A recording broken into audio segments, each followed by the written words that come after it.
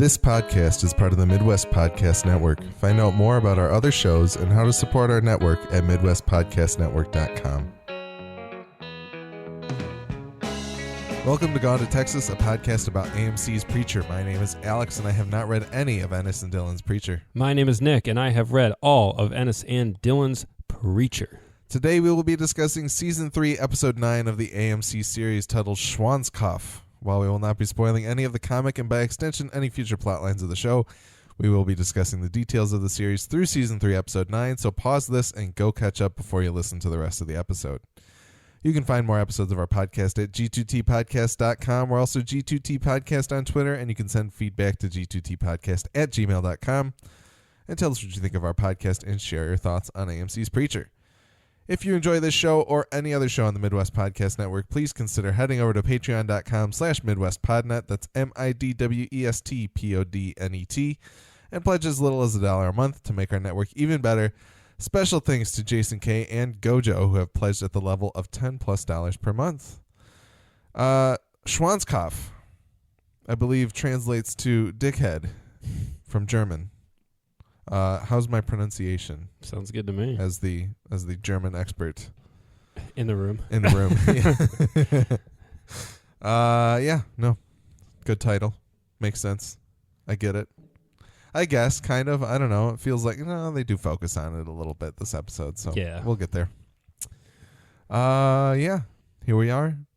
Sorry about the delay in the last episode. It's out there on the feeds. If you somehow missed episode 8. We did put a recap out the day before this one has made it out, so please go back and check it out if you want to go listen to that first. Mm-hmm. You should. Yeah. It does not make sense to listen to 9 before 8. It's true. It's true. Traditionally, anyway. Yeah. All right, so let's start with the teaser. As the Messiah is readied for the receipt of Genesis, Jesse reveals to the Allfather that Star wanted him killed. Jesse then tricks the Allfather into letting him, quote-unquote, die a Christian, which allows Jesse to sneak the shocker onto the Allfather's back. Jesse utilizes the distraction as the shocker goes off to recover the gun that Star had hid in his pocket, and he uses it to kill the other Grail men in the room. After a scuffle with the Allfather, Jesse injects him with the Tom Brady, and then he uses the shocker on himself to have Genesis kill the Allfather. The Allfather explodes in a spectacular fashion, and Genesis returns to Jesse. This, I think, was some of the worst special effects of the show. It just looked the worst of all of it. I don't know exactly what it was. Which part are you talking about? The explosion? Some of the explosion and some of the... I think it was the explosion layered with Genesis returning to Jesse that really, stood out in my mind. Gotcha. Because it just did not... It looked as though I could feel the effects on top, the digital effects on top of the video. It just didn't quite all come together for me. Okay. I don't know if you felt the same way or not, but the only thing I was let down by was the magnitude of the Allfather's mass. I was expecting that room should be red, covered in bits, no surface uncovered. No, in exactly. That entire room. I was surprised. I was like, oh, okay. Yeah. It seems like there's more later. It's weird. The initial aftermath of the explosion, I was like, well, that's it. And then later when he's fighting with Star, I was like, okay, there's more. It seems to be more Allfather around here. But in the moment, I was like, I was braced for just geysers of like Monty Python levels of ludicrous blood flying everywhere. With how over the top his purging that he does is, you would think it would just be a constant stream of red. Right, and that he broke two layers of a desk with his weight and Jesse's weight. Yeah. Yeah. Okay, what about the death of the Allfather? It's so much better in the book. Okay. It's so much better in the book. Do you feel like you can share a little bit about it? I guess I don't, for people that are reading along. No, I don't really want to because it's wrapped up in some other deaths simultaneously. Maybe in our season recap, should we choose to do one this year, I can talk a little bit more about it. Okay. Well, we have to see how some other things play out in the finale of this season. Okay. But yeah, I mean, it's clever. It's definitely like an Arnold Schwarzenegger type death. Like it's the kind of thing that like he would do to a villain in like Commando or something. Yeah. I'm going to shoot Genesis at you. Well, it's really genius, actually. It's not really something that I thought of is like Jesse himself using Genesis as a weapon. Weaponizing Genesis and just like shooting Genesis into somebody and watching them explode. The one thing that I don't really get is like why he would have needed to inject the Allfather. If that was like a... Oh, that's interesting. I just thought it was a distraction. I was like, you're rolling the dice here, though. What if you injected him with the right amount of whatever to balance him out and turn him into a viable host? I was for a half beat. I was worried that's what was going to happen. Yeah. And I was like, I will throw up. I don't know why that's always my threat is to throw up. Throw up like the Allfather. Yeah. What kind of animal in nature's defense is to just puke and run away? Because that's apparently what I am. That's really good. No, yeah. I was a little thrown off by that, but if it was just a distraction. I think it was just like, here's a needle in your neck to like. And that makes sense because if it was finely tuned to Humperdew, then it's not like it would necessarily work for the Allfather. Yeah, because he and Humperdew definitely don't have the same makeup, morality makeup. Yeah. Yeah. The fight, I was a little disappointed by that too because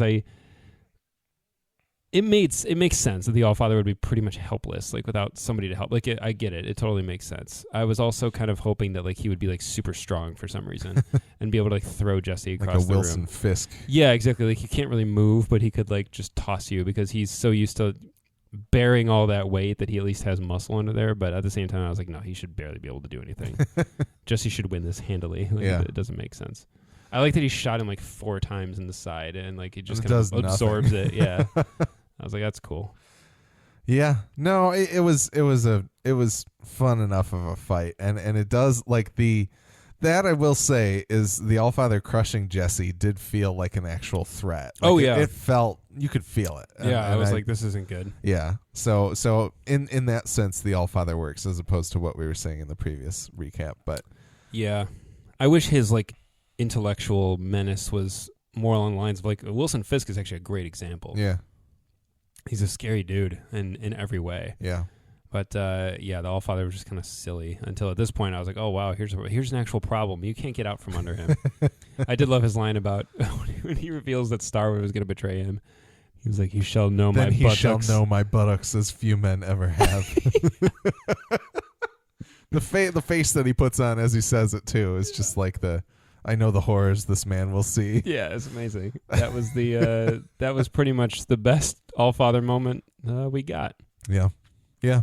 No. So he does die in the book, and the way he goes out in the book is really, really awesome.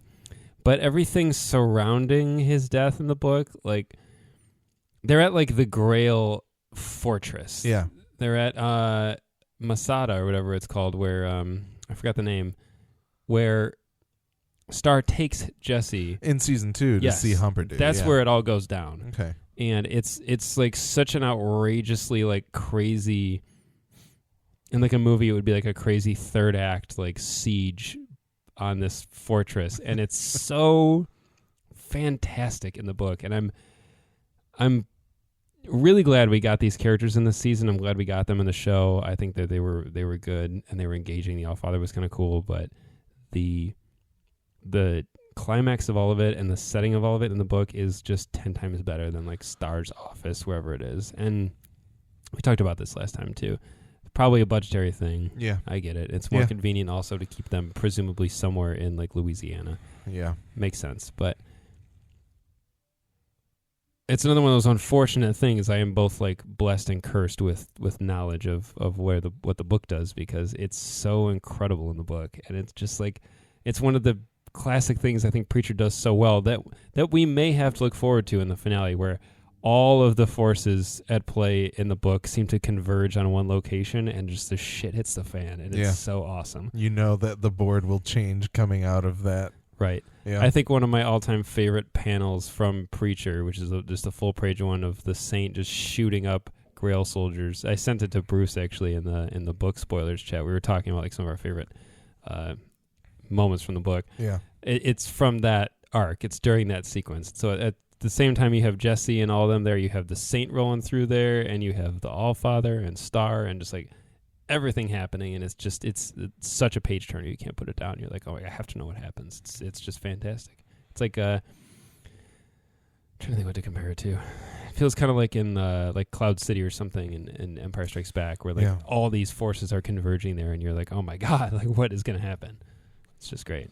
But anyway, I'm glad that they didn't waste more time with. I'm glad like they brought him into the season. He did his thing, and now he's gone, and we can move on. Like I'm totally into that. I would rather the character have been lived for the appropriate amount of time in the show than be drawn out just to like get to another conclusion, and me just to be exhausted by the time we finally got there. So you are a little disappointed in general with the Allfather, but you feel as though he did what he needed to do. Yeah, I suppose. Like he doesn't even necessarily do a ton in the book. You compared him kind of to Palpatine in the last episode, and that's kind of appropriate. He kind of shows up late in the game, even though it's not that late in the book.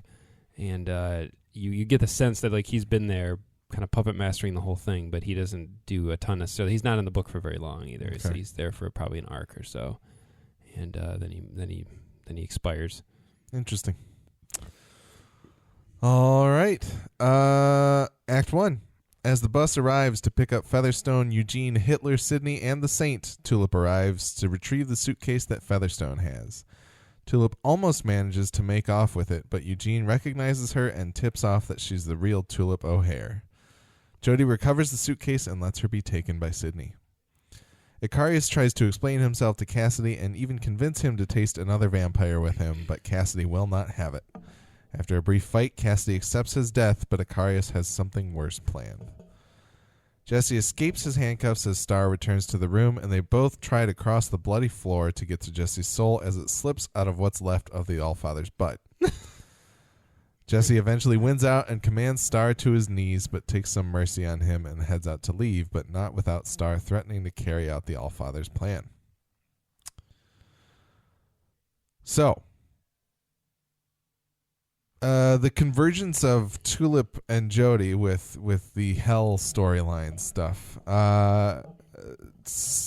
In our Discord, they brought up the idea as to whether or not Eugene and Tulip really ever had that much crossover, right? In like season 1 or anything. And my kind of headcanon of it is like Tulip at least kind of grew up in Anvil a little bit and is from there, and it makes sense that maybe Eugene might know of the O'Hares. Yeah, I think he knows her in some way. Yeah, he definitely has kind of a crush on her. Like he's projecting some attraction to her, I think, throughout this. And even when he says later, I heard you were like smart and like to fight and promiscuous, or somebody says something like that later. I think he's kind of into her. Yeah. Well, and it might be a little bit of his projected hatred of Jesse after his extrapolator experience in season 2. I'm really waiting to see that confrontation. Yeah. Jesse and Eugene. Yeah. Yeah, I mean, good old Eugene does his thing, screws it up for somebody. Yeah. It was a good scene though. It was quite the gambit she's pulling on Sidney, if that's her name. Yeah, it's a very fragile house of cards that just like almost works and then falls apart right at the end. I like that Jodie was willing to just go with it. He was like, I mean, ultimately it doesn't really matter to him as long as the briefcase gets back to Marie, Miss Marie. But then obviously things go sideways for Tulip, and she's on the bus. Yeah, and Jodie's just like, well, this is what the plan was, so right. Yeah, exactly. I'm gonna go along with it. Mm-hmm. Yeah, no, I think I was a little disappointed, and I guess I was a little disappointed at Tulip's non-reaction to Hitler. There's like literally no like, what the hell are you doing here? No acknowledgement. Yeah, that's true. I remember thinking something similar. Like, at what point is everyone okay with like seeing Hitler? Yeah, like nobody's questioning it at all. It's just, and you know, you had the thin guise of David Hilter or whatever while he's working at the grinder place, but with Tulip there, I was just expecting some kind of like, how the hell did this happen or something of that sort. Right, or for her to at least be like, I'm on a bus with Hitler going to hell. Like, this is where I'm at. Yep. And she could totally sell like a line like that. Absolutely. Yeah. Anything else with the bus? until later? Yeah, not till later. Okay. Icarius and Cassidy's kind of actual confrontation.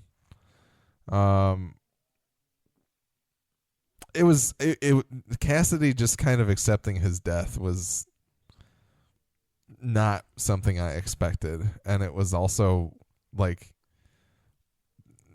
it felt really sad to me. Him just kind of being like, I'm not going to get out of this situation. Oh, like when he's got him pinned down. Yeah. And he just like turns his head to reveal his neck, and it was just kind of like, shit, man. He like knows he's been bested and he's at rock bottom pretty much. Doesn't see a way out. Yeah. I do like that he says he'd rather be sad.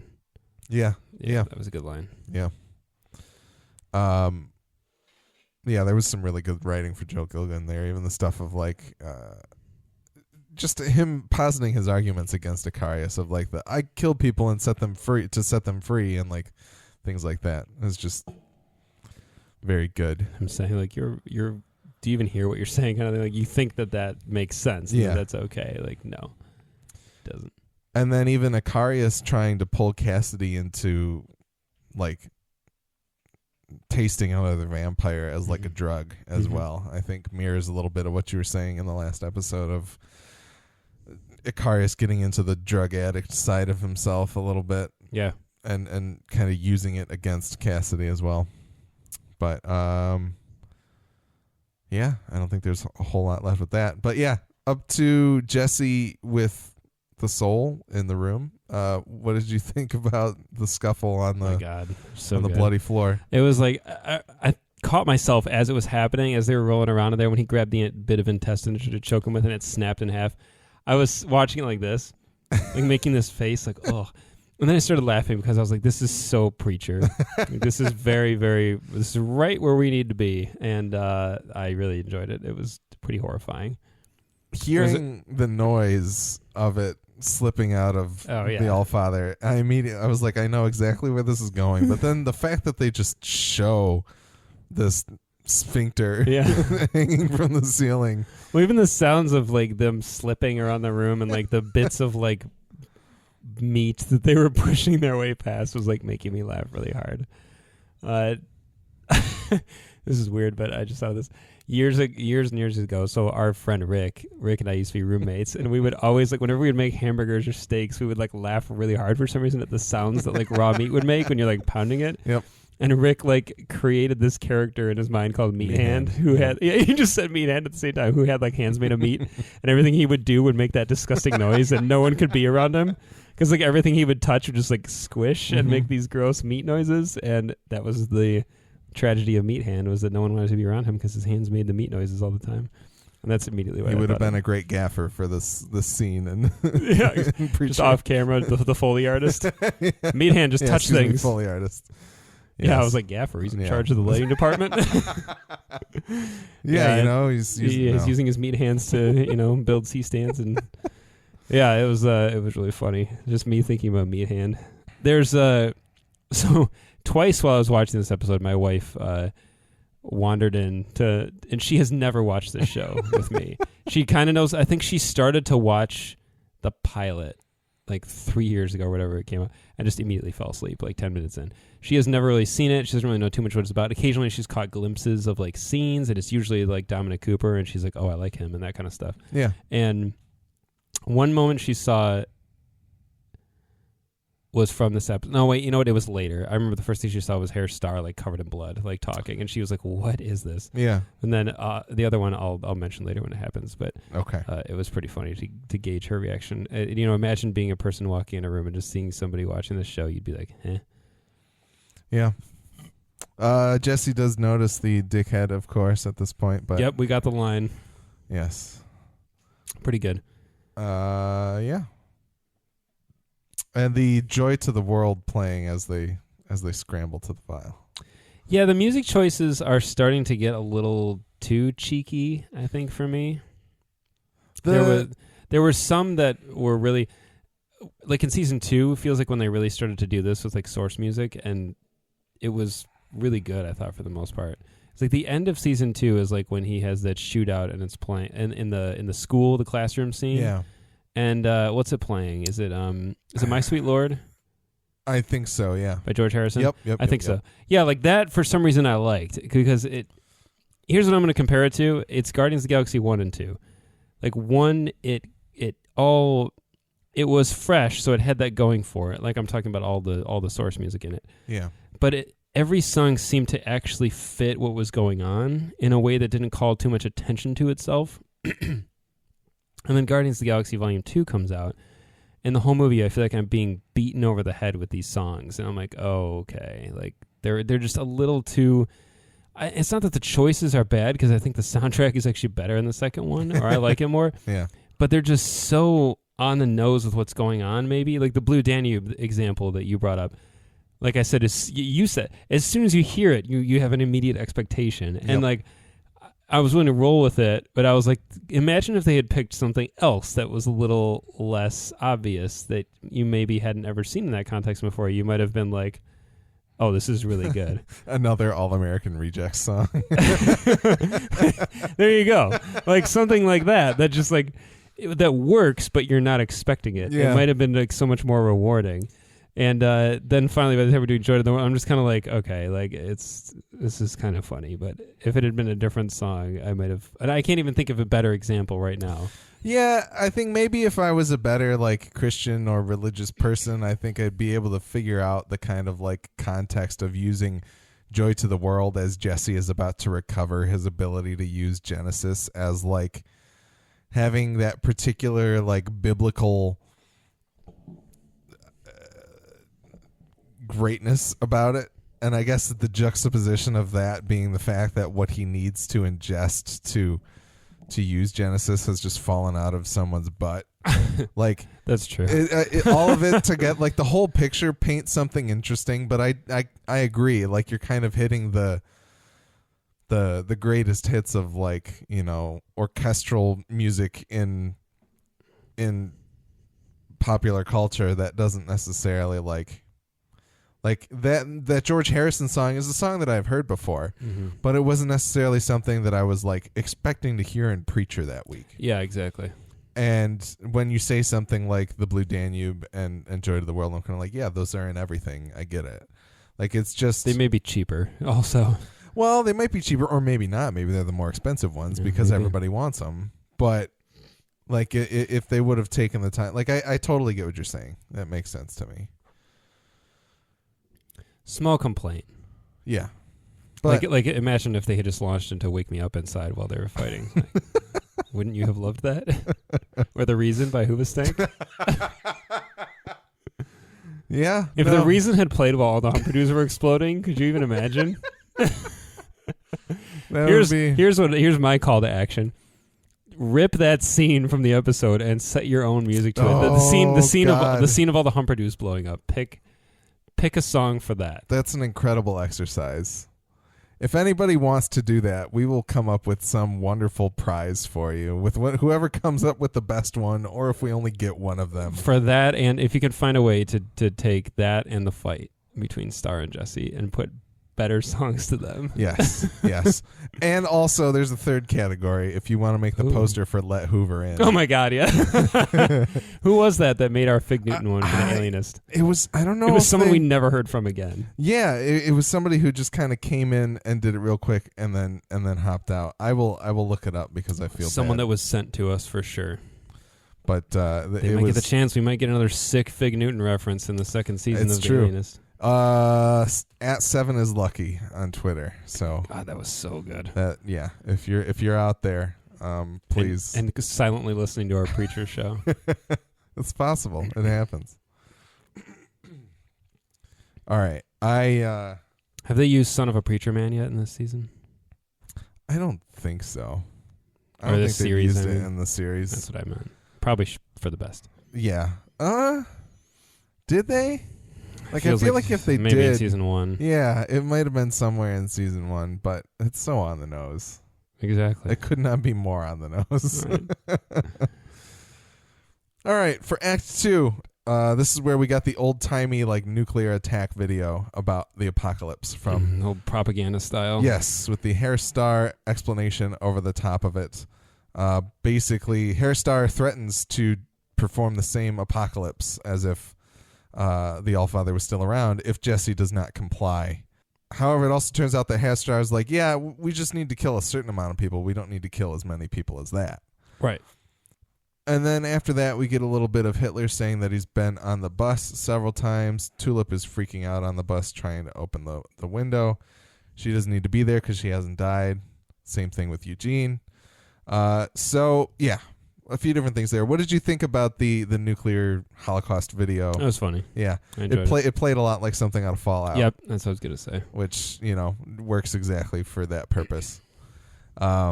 That feels like what the Grail would do. That they would actually like bring Humperdinck into a green screen studio and film him walking, and then like set a backdrop of like a post-apocalyptic hellscape and be like, yes, this is the tool. I really wanted inserts of Star's face as he's narrating. Like it started to remind me a little bit of like the brainwashing video that Zoolander watches with like Mugatu in it. Mm-hmm. They're like, "Hey, I'm Sally." He's wearing a curly blonde wig. Yes, and Star's face like juxtaposed throughout there as like the people. I liked the little skulls on like the people that wouldn't obey and the halos and the people that would. I thought that was funny. Yep. And it's just like hipsters and like hippies and stuff like that. They're the one the dissidents. It was good. And then, there's not a whole lot about the Hell Bus other than, I don't know, I guess I don't really understand why Hitler's been there several times unless he's like tried to escape or it was part of his duties in hell. Maybe he's broken out a couple times. Yeah, so that... Is this the point where Sidney tells the Saint about how they're not dead, but the rules don't apply anymore? It's the Wild West? Not yet. That's the next act. Okay. So let's get into that act. Act 3, Featherstone leaves Jody with the souls after he hits some type of animal on the freeway. Cassidy wakes up in his coffin and gets out to warn the children of blood that Icarius is a monster, but Icarius has already turned the children on Cassidy, explaining that he's the one that killed Hoover. An example must be made of Cassidy. Tulip tries to escape the Hell Bus by opening a hatch and throwing Eugene in Hitler's shackles on the drive shaft, but it doesn't work. Sidney informs the Saint that Tulip and Eugene haven't died, but she's following orders and taking them back to hell. She tells the Saint that there are no more rules, or there are no real rules anymore. Then finally, Jesse goes to kill the Christ child, but he can't bring himself to do it, so he dresses him up like one of the Humperdinck clones and sends them all out into the world. I was real curious to what type of animal Jody hit. I thought it was the chicken. The immortal chicken. But I have no evidence for that. I didn't try real hard to figure it out, but the fact that they didn't show it and it sounded kind of weird to me, like the noise that gets made when he hits it, was just really like I thought I heard strange. like a chicken squawk or something. Okay. Maybe. And that might be the case, but to me it made me wonder if God was intervening.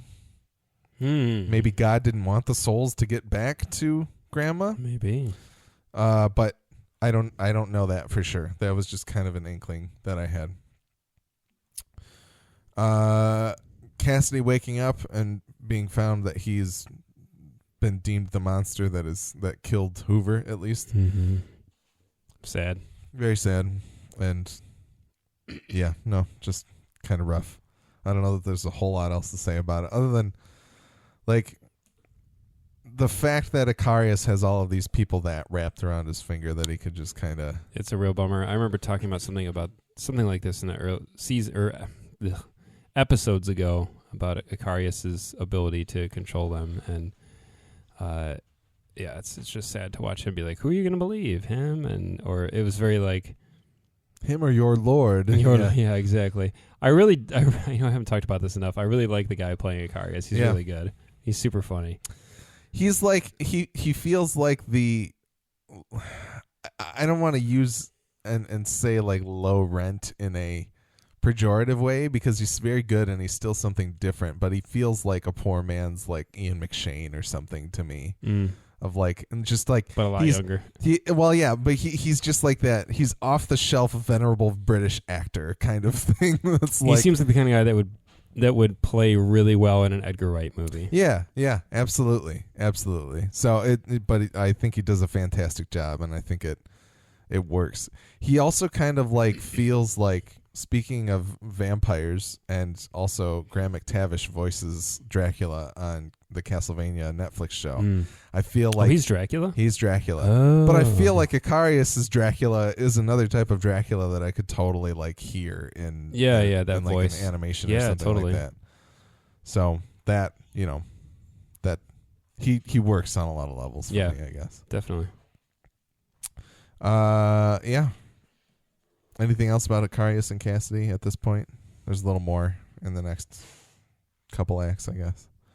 I'm a little surprised that Cassidy doesn't have a few supporters in the group. Yeah. But I guess Icarius would choose his flock wisely by their ability to be manipulated. Persuaded, yeah. Yeah. I liked the depictions of Tulip's plan as she was like thinking through The little it. drawings. Yeah, That was it was like, I like when shows kind of bring in that like this weird metatextual element of depiction just for the audience that just kind of disappears and doesn't, like, it only happens in an episode or something. Right, like that. it comes like, and goes, and it's that kind of stuff is fun. There's Yeah. this weird kind of rogue element that you can't count on. You don't know when it's going to show up again necessarily, but it works in the moment when you need it to. Yeah. Yeah, there's a lot of that in Danny Boyle, well, in Millions specifically. If you've never seen Millions, it's such a phenomenal movie. I've been talking about Danny Boyle a lot, actually, with like other friends and that sort of thing, and how his movies, you can't, like, there are certain visual and like story hallmarks that you could be like, oh, like this feels like a Christopher Nolan film, or this feels like a Michael Bay film, or a Spielberg film, or a Hitchcock film, things that you can immediately identify visually or by the way the story is playing out.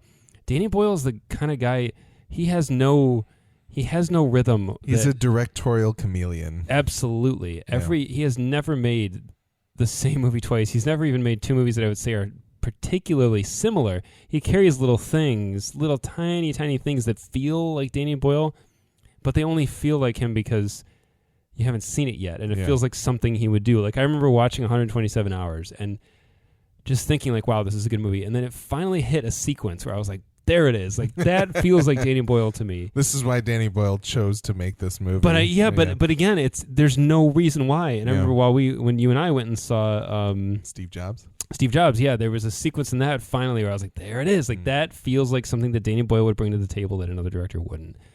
And it's not something I've seen him do before, but it just feels like his instinct kicking in. And I think that's really, really, really cool.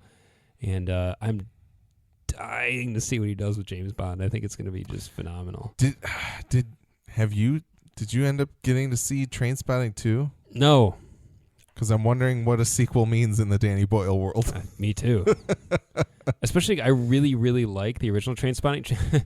Trainspotting is one of those movies that, unfortunately, is kind of wrapped up in like late teen, early 20-something white guys being like, it's the best movie ever. And I was totally one of those people once where I Trainspotting was like one of the top 10 best movies I'd ever seen. Yeah. And I loved it so much. And I still think it's a great movie, but I feel like if I went back and watched it like tomorrow, I would see things that I don't like about it anymore, but there's still, I would probably draw new things out of it that I didn't appreciate before, because back then I was getting really caught up in the characters.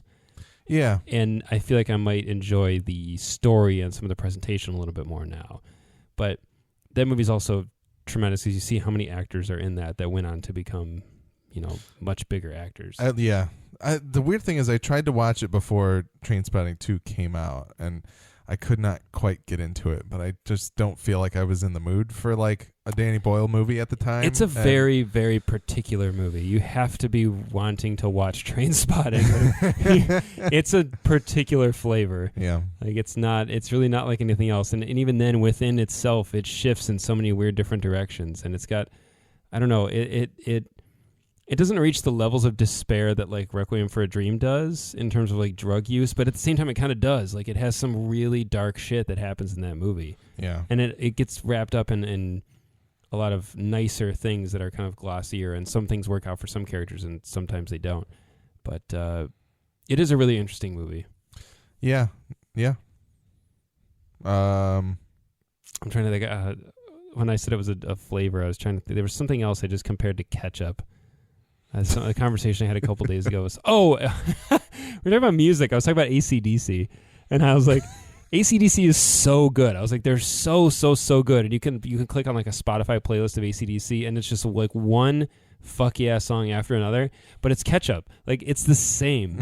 Every AC/DC song feels the same, and as soon as you hear it, you're like, that's AC/DC. I'm gonna have a great time with this, but it's gonna be the same as the last song, and the next one's gonna be the same.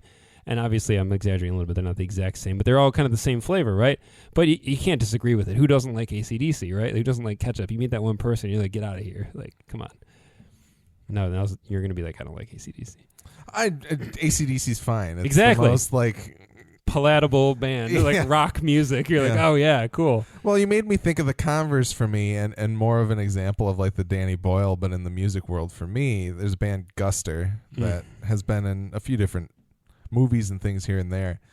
But they're literally every time they come out with an album, I'm like, man, I don't think I like them that much anymore. And then like 4 years later, it's always 4 years later, I listen to it again and I'm like, holy shit, this is awesome. Right. I was like, what did I not like about you this? just weren't ready for it. I needed to grow up a little bit before I like listened to it and got it. But they've changed so much from like their first album to their second album to their third. Like, even each album feels completely different from the next one, but there's still something about it that's like, oh yeah, this is Guster. Like, it's there, the DNA is there. But you know what's so good about that? This is the kind of conversation you can only have with somebody that you're friends with and that you have grown up slightly together, because when you're young, you want your bands that you like to make the same album again and again and again. And there's nothing wrong with that when you're young, because you found what you liked and you're like, oh man, this is so good, I want more of it. Yeah. But you learn to appreciate the growth and the variety as you get older, even if it's not good. And I think this is kind of this particular thought I'm having right now is kind of spurred on because I've been listening to You Talking U2 to Me. Yeah. And I forgot the name of the other one now. The full name, but the REM one. Are you talking REM? REM Re-Me, yeah. The Scott Aukerman, Adam Scott shows where they talk about U2. And I started listening to the REM one first because it was newer, but then I was like, no, because I don't know them that well. But my brother is like a U2 super fan. Mm-hmm. So growing up and as a teenager, I heard every U2 album front to back to front, 10 times over, just by association of living in the same house as my brother. And so I started listening to the U2 ones, and they are so much more entertaining if you know the subject matter better. Yeah. But it's funny because they're talking about it, and they're talking about which U2 albums are good and that kind of thing. And they're talking about how they're not going to like sugarcoat it kind of at one point. And Adam Scott was like, I was just listening to the episode about The Unforgettable Fire, and Adam Scott was like, yeah, like U2 has some bad songs. And Scott Aukerman's like, oh, for sure. And Adam Scott's like, yeah, like they have some shitty, they have plenty of shitty songs, and they have plenty of like shit in their catalog. But they're just such fans that they just either accept it or move on. But it's funny because they're talking about The Unforgettable Fire and the production and how they like kind of fired their old producer who had started to make them more successful, but they were like, we want a new sound. We want to move into a new direction. And how The Unforgettable Fire feels like a departure from other stuff, but it also, with the context we have now, and with the U2 sound that we all kind of know, that was kind of a bridge to get them there. And how to them as young men and fans now, they love hearing that progression. Even if the song, like Scott Aukerman said he considers it his favorite U2 album, because there are two songs in it, he goes, I fucking hate them. He's like, they're shitty. They're shit songs. And he's like, I skip them every time. But he says it's a testament to how much I love the rest of the record that I consider it my favorite record. Yeah. But I just think it's fun to listen to them as guys in like, they're probably both in their 40s now, but talking about how they appreciate those kind of albums. They like that progression and the flavor of the band changing. And the AC/DC fan is not going to be like, oh man, Back in Black was so much better than Highway to Hell kind of thing. Yeah. I mean, it may be because it had better songs, but there's not like a huge like tidal shift. Yeah. And it's funny because I remember when like you're talking about Guster, a band that I love that is Y, the group Y, that Rick and I both really like. And when Y would release new albums, I would often be like, because I wanted everything to be Alopecia, which is like probably their best album. But as they have grown and changed a little bit, they still sound like Y. They're not like huge departures, but you have to like kind of ease into this new flavor, this new kind of approach. And like, Eskimo Snow, one of their albums was like really poppy and really good. But then like the subsequent ones would kind of be a little bit darker, and then they all kind of change a little bit, and you kind of have to just be along for the ride. And if they make that's kind of the point, I think, of musicians and music and filmmakers and stuff is, they're going to make some bad ones once in a while, and you can choose to get out of it whatever you want to get out of it. Or, you may even grow into it, into appreciating it. A better example actually is Nick Cave, because he's been around for so long. The Bad Seeds have been around for so long that even when Skeleton Tree came out, I listened to the first track and I was like, oh my God, I don't know if I'm ready for this. Like, this is really different and it's going to take some getting used to. But then, like, the more I listened to it, it started to really grow on me. And then I went and saw Once More with Feeling, and that kind of helped reinforce it all anyway. But that's what's cool about being a big fan of a group like that. And your example with Guster is funny, because I like the Skeleton Tree now, but I feel like I might, like 2 years from now even, it's already been out for like a year and a half or something, I might look back and be like, oh, wow, this is really good. That's actually the way Push the Sky Away was, because when it came out, I was like, I like this. It's good. But then actually when we saw them live more recently, when they played Jubilee Street live, it like melted my brain. And I went back and listened to the song later, and I was like, this is so awesome. Yeah, and the live context really changes things too. It does. They actually talked about that on You Talking You2 to me as well. They talked about like live versions of songs and seeing them live, and how that can help also change the way a song feels. So yeah, no, and you're listening to Gone to Texas, by the way. In case you've forgotten. No, yeah. Anyway, back to Danny Boyle and Tulip's illustrations of her plan being you got to see Millions, Boyle-ish. by the way. Millions will make you cry, for sure. I mean, good. It's not hard to trigger you and make you cry, but Millions, the ending of Millions is one of my all-time favorite movie endings. It is so good. And it's just such a wonderful film. If you guys listening like Danny Boyle and haven't seen Millions, do yourself a solid. It's rated PG, I think. Maybe it's PG-13. It's essentially a family film made by Danny Boyle, but it is so fantastic. I remember you talking about it on Film Nerds a while back and being like, I should really check that out. And I thought about doing it for my Keyframes episode, actually, because it's such a great film. And then Sunshine was the Danny Boyle frontrunner. Yep. But, one thing, though, he works with a different DP almost every movie he does. And I think that must help. Absolutely it does. Yeah. Steve Jobs was a reunion of him and Alvin Kugler, who did Sunshine, though. I thought that was interesting, too. And those movies... Totally different. Right, yeah. Interesting. Yeah. So, I don't know if there's anything else. Tulip trying to escape the bus. The fact that it doesn't work, I think, I don't know. You could chalk that up to the O'Hare curse, but I personally tend to think of it more of like they're in a situation that is beyond the normal. It's a hell bus. That shit would have worked on any other bus. Right, essentially, yeah, probably. But yeah. And somebody, I don't know if it was on the subreddit or if it was somewhere in our show spoilers, our show spoilers Discord, but the idea of someone, it was Bruce in our Discord, says telling the saint that the rules no longer matter is the worst possible thing that the angel of death could have said to him. Yep, I agree. I think that was his kind of reaction to that, which he doesn't react much to anything, but him reacting to that, he may as well have been waving his arms and pulling his shirt up. So I wonder what type of mayhem may occur if he does get his weapons back from hell, because he doesn't have them yet. So we should, or any weapons, I guess. Maybe he'll steal some Nazi weapons.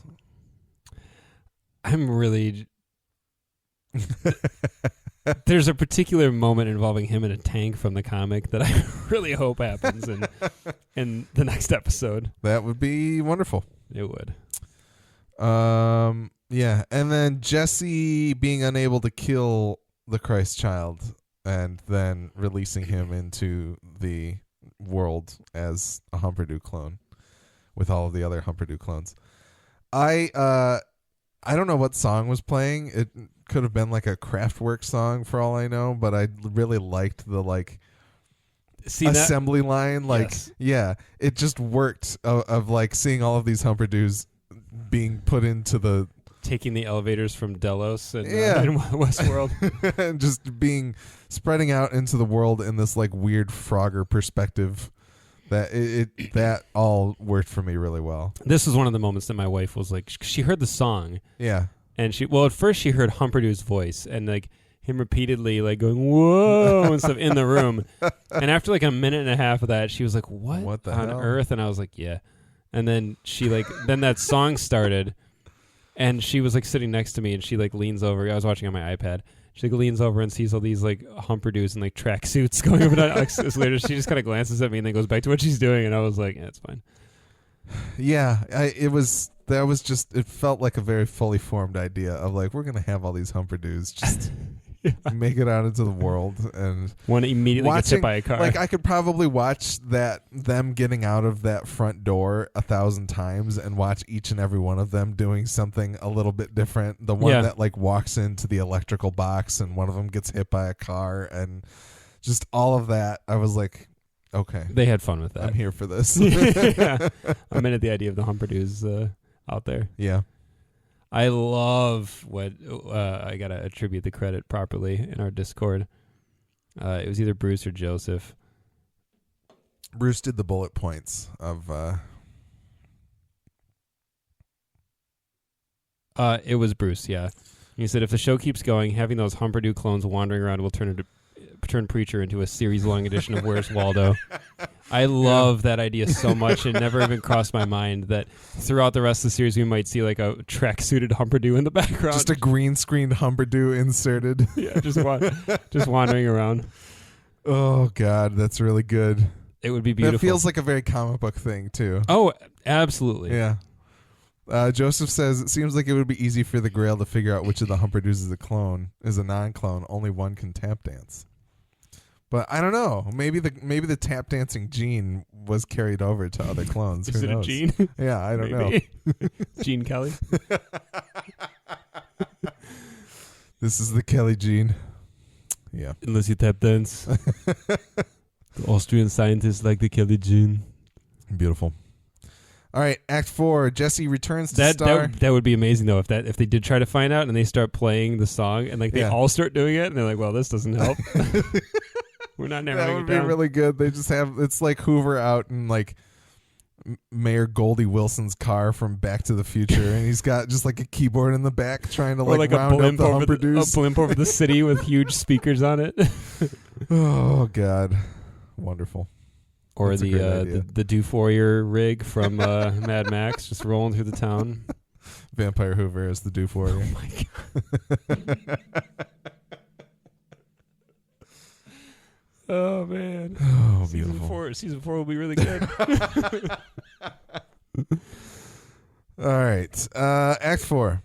Jesse returns to Star and tells him to relax with Genesis. Jesse destroys the last of the Tom Brady cocktail and heads off to meet with Grandma, but not before commanding Star to never wear another hat with Genesis.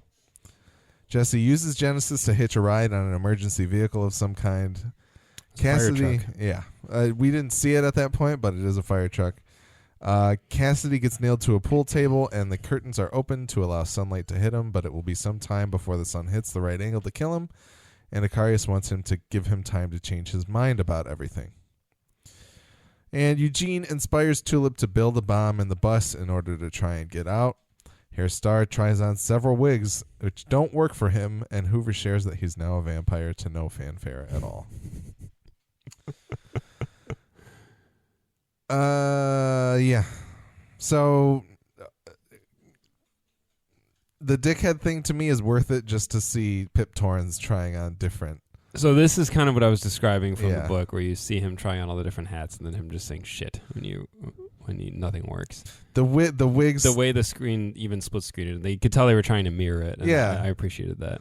I liked that one of them was like a Wolverine wig with the mutton chops, with the sideburns on the side there.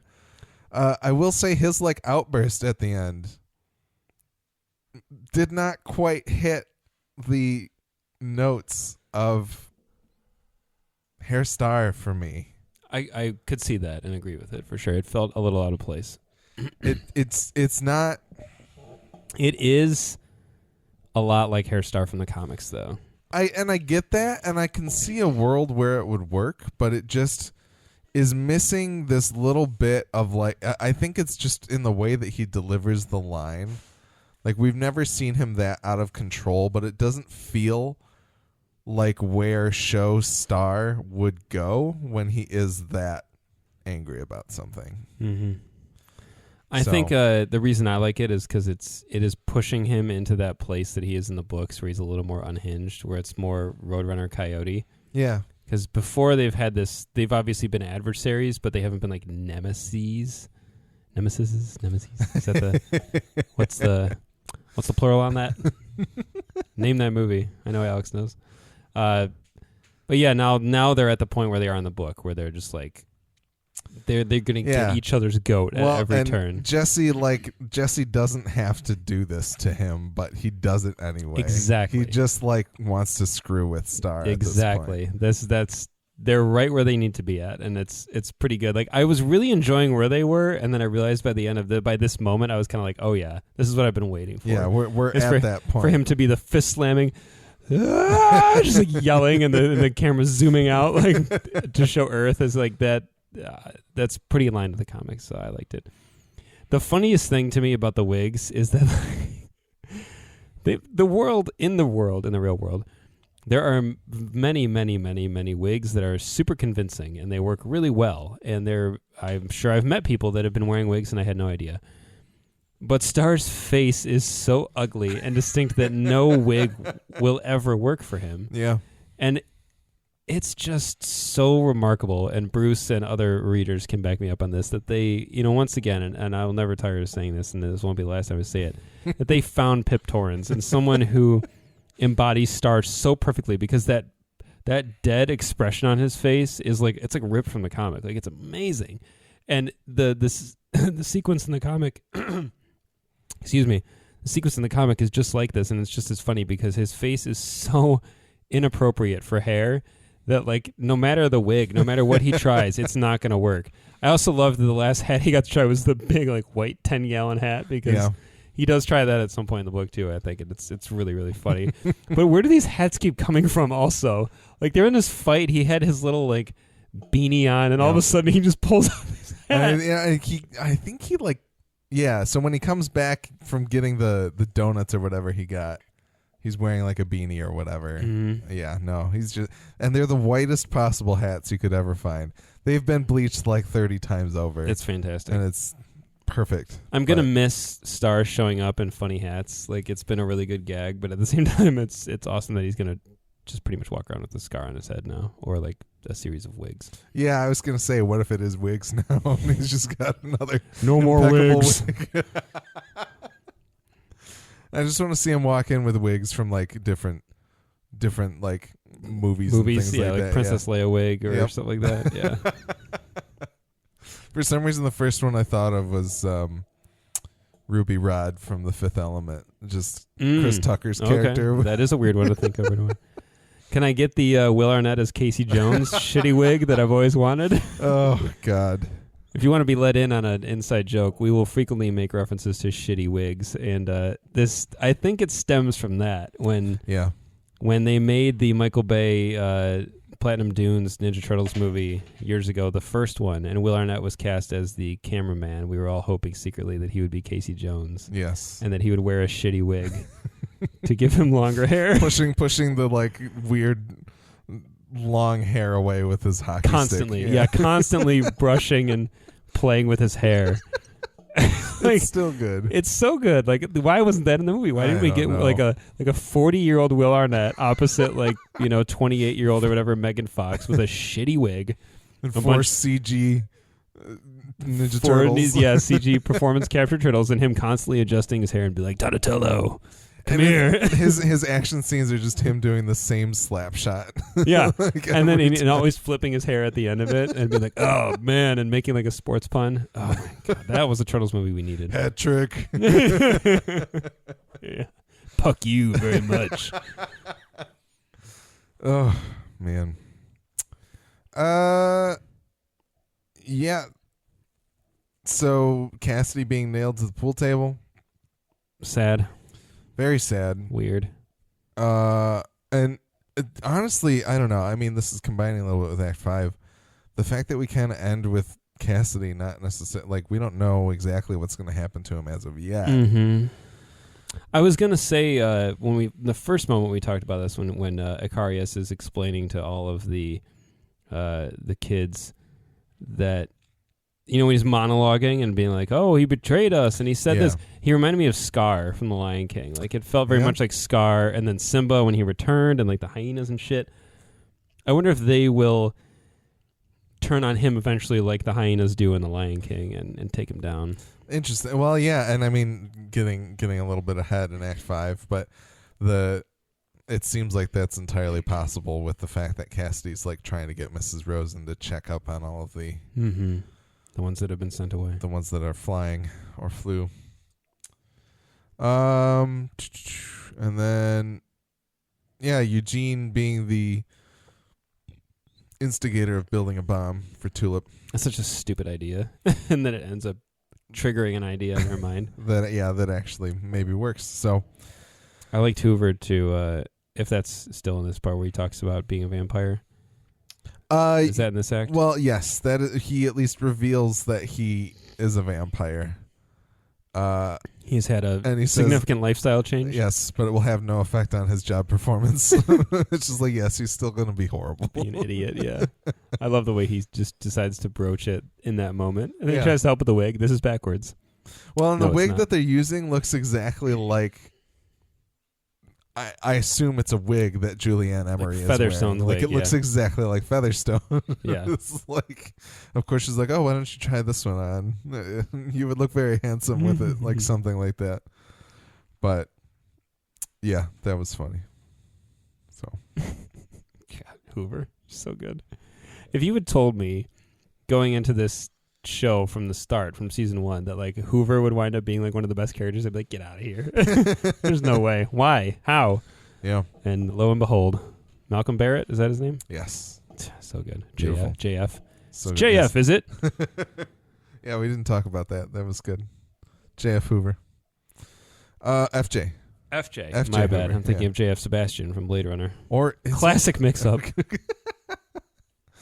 Yeah. All right. So Act 5, we can kind of break this down into the smaller chunks, but Tulip basically setting her bomb, her head gets hit against the window almost breaks, and then Hitler kicks it out, and just as he's about to head out, the Nazis attack.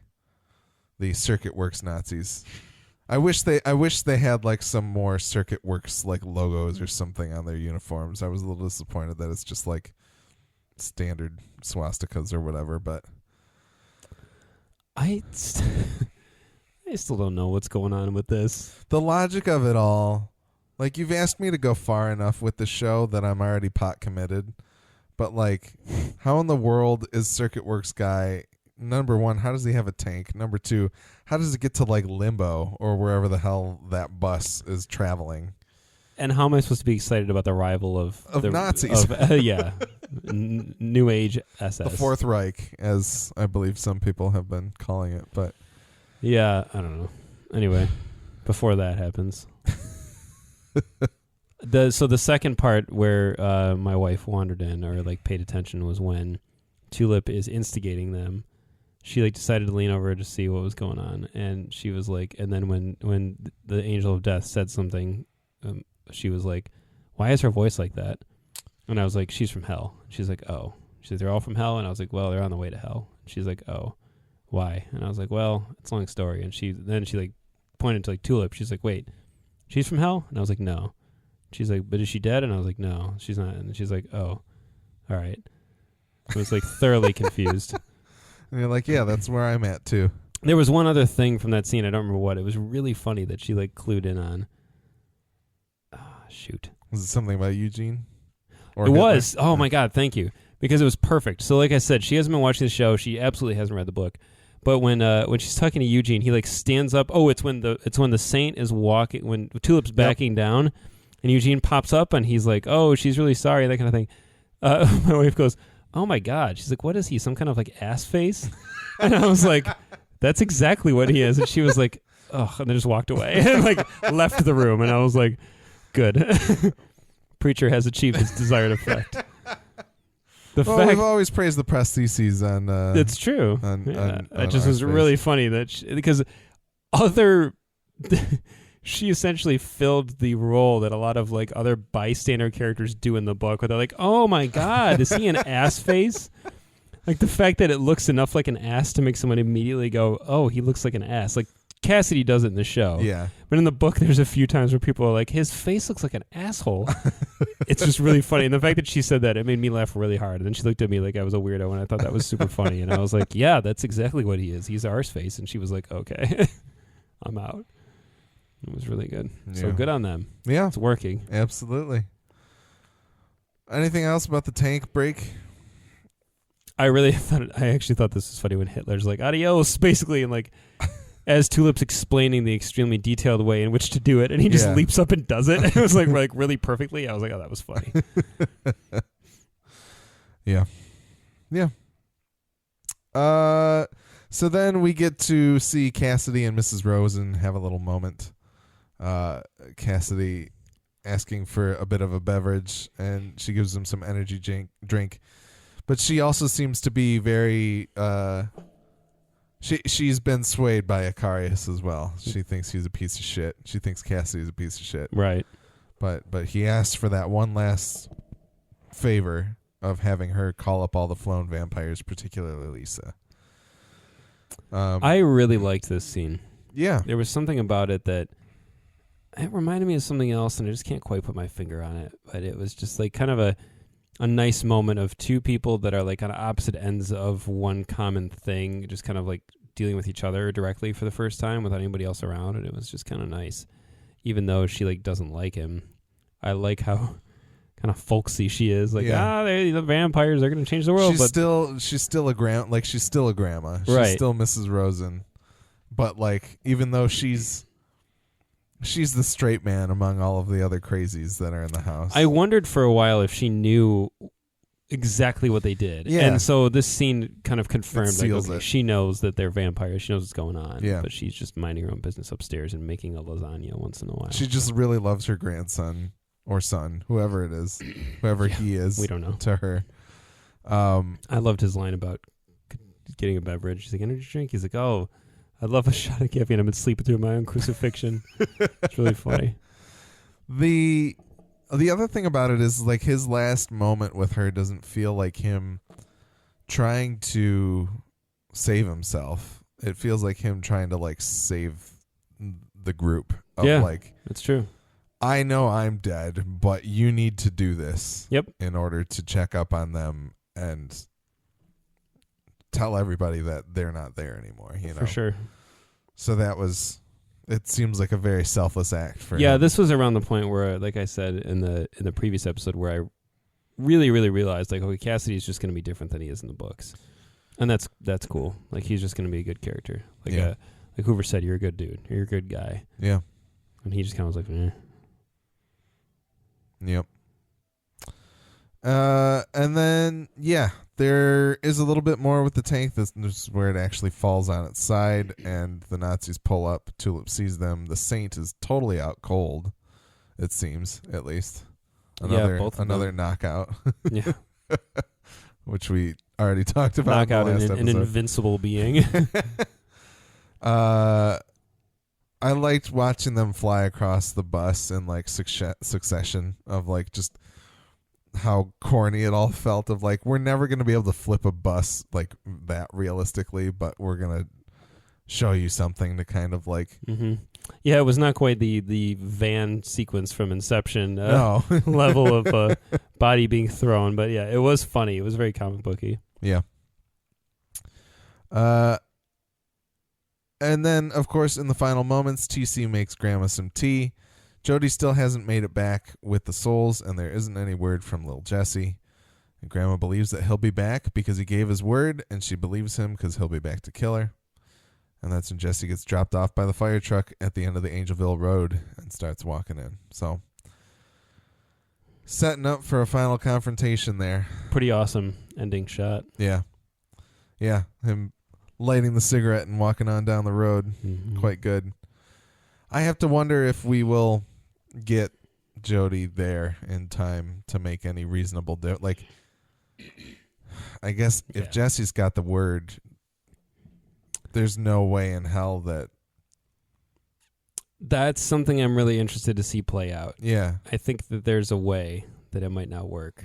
I forgot to talk about how really excited I am that Genesis is back in the mix. Yeah, Finally, yeah. I was like, thank God. Well, and Jesse uses it like he goes right back to like using it for no real reason at all. Like he immediately is just like, oh, I need a ride back. I'm gonna get this fire truck. Right. Seeing his like wanton use of it, it felt good because I missed it. Yeah. And the first time he said something, I rewinded it because I was like, did they do anything with his eyes yet? And they didn't, God, of course. But why not? I don't understand why not. But just do it. It's so cool. Yeah. But no, yeah, you're right. I like having Genesis back in the mix. And yeah, like I guess that's the thing is like, is Satan still waiting in the wings somewhere there? That's the kind of outlier here that I don't know how it's going to impact the ability of Genesis to work or not. We will see. But she's also convinced that she seems pretty cocky, like he's coming to kill me. She suddenly has this confidence, so I think she's got some plan in her back pocket to try to get Jesse delivered over to Satan. But we will have to see. Yeah. It's definitely brewing towards something pretty cool. Yeah, so this is episode 9, so the finale's next week. Yeah, is it only an hour? Is it the regular runtime? I think so, but I don't know for sure. It's going to go by quick because there's a lot that I think is going to happen, that could happen, that should happen, really. Yeah, we'll have to see if they try to leave it on to any kind of any sort of cliffhanger or anything this year, because we had Tulip and everything. Tulip dying in the finale of the last episode, or in the finale of season 2, but right, I guess who knows where we're gonna head. But yeah, no. All in all, so what did you think about the 9th episode? Comparing this, I liked it a lot more than the 8th. Yeah, it's weird. It's kind of been like every other almost. Which, yeah, definitely. Which is weird because I actually really didn't like the bus sequence that much. I felt like it was taking too long. Yeah, or it was just kind of like, okay, we're back to this, and I think it's just the hell stuff. I just don't care. Yeah. I think it's Hitler. I think like Hitler and the hell stuff, I'm just like not really into it. I like Eugene a lot. I love Tulip, obviously. Love the Saint. But I want to see them broken free of this hell stuff because like maybe it's because I've read the books, but like there's not really much of anything to do with hell in the books. And so it's one of the things where I feel like this is a distraction. It's taking away from other things we could be doing that I know are better. So let's stop spending time with this. Like my hopes for the season finale are that we put a bow on all this hell business and just move on already. I want Jesse to get back to trying to find God. I want him and Cass and Tulip to get reunited and like all be on the road again together. I want Eugene to do his thing, or I want him to kind of split off and go into the world as Arseface, and we could check in with him once in a while. And we can still do things that are different than the book. I'm open to that. But the basic formula of Preacher to me is like the trio trying to find God. Oh, Jesse trying to find God, the two of them coming along with him because they love him, Arseface being out there doing his thing, the Saint trying to catch Jesse, and the Grail trying to catch Jesse, and like that's the show. Keep that as your structure and then do whatever else you want. But at this point I'm like, okay, we're about to be 4 years into this thing, like we should kind of get there. Well, all right, and I guess maybe this is more of a season wrap-up question, but I guess I'll ask it to you right now because it's on my mind. What if this season ends, and I maybe being optimistic here, I guess, considering the ratings, but what if we get a season 4 is coming, it will be the final season, it's 8 episodes. Ooh.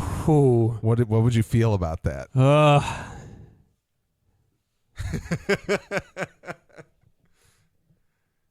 I guess here's your two options of Preacher isn't done yet. Okay. And which would you prefer? Number 1 is what I just said. Okay. Of season 4 is the final season. It's 8 you episodes. get 8 episodes. Here we go. Option 2, AMC cancels Preacher. Preacher gets picked up by Hulu or Amazon or Netflix. Which of those two preferences? Like what would you want to happen if you had to pick between one of those two? If I know it's going to get picked up by one of the other ones, that's the one I would choose. Yeah. Because, and I'm not saying the show needs to go on for 8 years or anything, but I think that if the show had followed the books a little more, I'd be okay with it ending in 4, but they've already set up a lot of stuff to be different enough that I feel like it needs a little more time to play out. Yeah. And 8 episodes would be. There's just no way it could get where you want it to if, go in 8 episodes. Yeah, and with what Joseph was saying, like we had more of a character-driven first 2 seasons, and season 3 has been more plot-driven. That 4th season would be nothing but plot. We'd just be racing to get to the end, and ultimately probably nobody would like it without them revising where the story ends. Paring it down or that's the thing. Things. There's so much stuff to go. And they don't have to do it all by any means, but like the major beats, I feel like they still kind of have to hit. And they're not even close. I mean, I think that all the stuff at Masada with the Allfather is like, I mean, it might be like the 3rd or 4th arc of the book. It's early. I mean, Angelville is like issues. What did I say when I started reading again? It's like issues 1 through 6 or something like no, that. It's not. I think it's 6 to 11. Oh, okay. Or 5 to 11 or something like that. Like it's early in the books, and I think that the majority of the Masada Allfather stuff is like pretty almost immediately after. It's probably like around issue like 16 or something.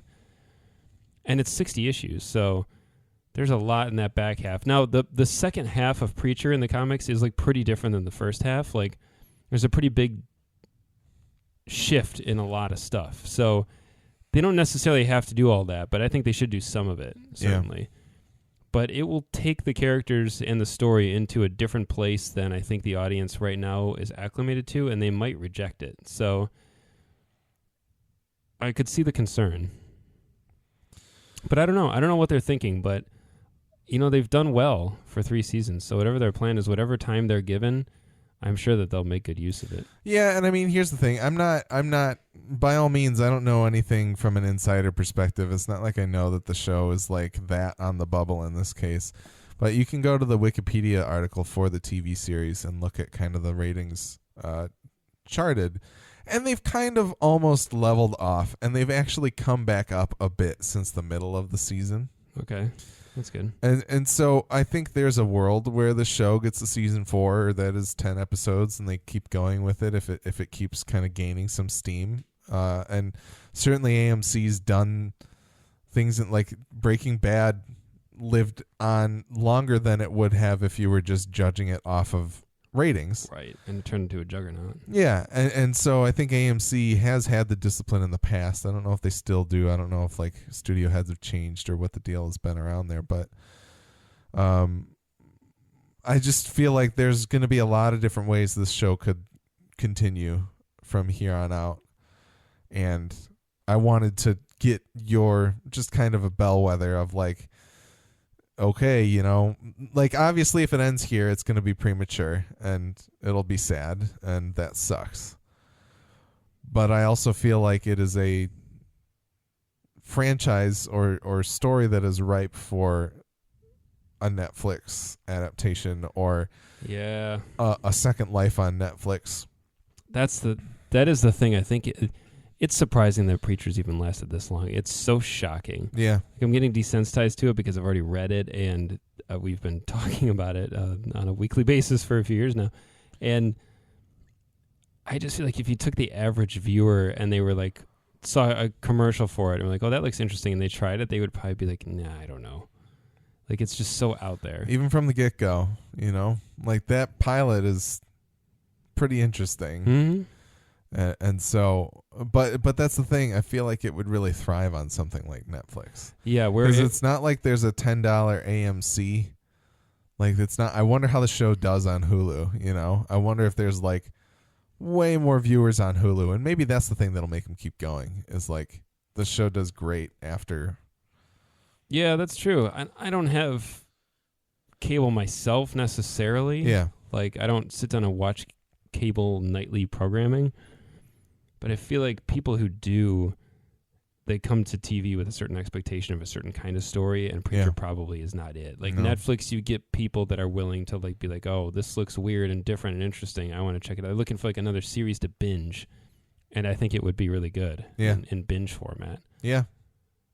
Yeah, absolutely. So it would probably find a really good following on like Netflix. Yeah. But Netflix is turning into, let's make our own properties machine. I still don't understand how Netflix is making money. alive. In fact, I don't think they are. Like, I think there's been a constant reporting Constant that, like, loss leader. exactly. Yeah. But they have so much coming in all the time anyway that it kind of weirdly makes them valuable, even though they're not. I mean, it's the same with things like Uber and Lyft and whatever. Like, they don't actually charge you what it would cost to give you that ride because they get angel funding, and then they're going to go public at some point or whatever. But anyway, that's the Midwest Economics Podcast for another Midwest day. Business Nerds. Yes. Yeah, I think that's it for this week. We've got the finale. It came quick. It did. Because it's the right amount of time for a season of this show. Yeah. Like I said, if there were 13 of these things, I'd be like, oh, I would throw up. Yep. And leave the room. My usual threat. Yeah, I mean, the weird thing is, though, is I like the season enough that it's the one time I kind of want more. That's what I was going to say, is like, if you told me we had 3 episodes left, I'd be like, yeah, that feels like the right pace. 4 more. 4 more, yeah. But like, when I look at the number, if I was like, oh, if we were just over halfway done, I'd be like, no. Yeah. No. It would be a little rough. So I think they made the right call there. Yeah. I mean, we'll never know what the other side would have been like. If we could have had a little bit more Grail, if we could have had the grandeur of more of it across more time, but it doesn't make any sense spending more money on more It would episodes. probably just be another episode or 2 worth of hell somewhere in there, which we don't need. Hell no. We don't. So yeah, I'm good. good. That's crazy too. We just got into this meat of like Eugene and Hitler are somewhat in the actual story, and we're like, yeah, we don't like this. Take it back. Yeah, I mean, it's just not working. It's not working for me. I don't know if it is really working for somebody. Please let us know, because I would love to hear about it. Yeah. I'm not opposed to it. If anybody has any positive hell/Hitler takes on Preacher, well, maybe not the latter. I think Hitler's something that deserves to be snuffed out. We don't need on the show anymore, because I'm just tired of talking about it. He should have gotten hit with the tank round. It might happen. I mean, Hitler might get run over by a tank. He might get run over by a car piloted by a humperdew. I imagine Noah Taylor's got better things to do, Yeah, he's waiting for a call from Wes It can't Anderson. take up that much time, though, I guess. I don't know. Who knows? I love Noah Taylor, but I'm good. I remembered his name this week, so that's good. That is good. Noah Taylor, also in a Nick Cave music video. Yeah. Mm-hmm. Unlikely person to be in a music video. And he's not even in like a featured role. It's just he's there, and you're like, oh, wow. All right. There's Noah Taylor. Yep. All right. Once again, you can find more episodes of our podcast at g2tpodcast.com. We're also on TV Time, Apple Podcasts, Stitcher Radio, and Google Play Podcasts. We're also G2T Podcast on Twitter, and you can send us email at g2tpodcast@gmail.com. The Midwest Podcast Network has other shows about video games, horror movies, HBO's Westworld, and FX's The Alienist, which just got announced will be getting a second season that is the sequel to the novel. So please go catch up on that. Find out more about all these shows, as well as how to support the network at MidwestPodcastNetwork.com. Our theme music is the song All In by The Red Thread, and it is being used under a non-commercial Creative Commons license. That's all for this episode of Gone to Texas. We can't wait to see what next week's episode of Preacher brings, but until then, go forth and speak the good word.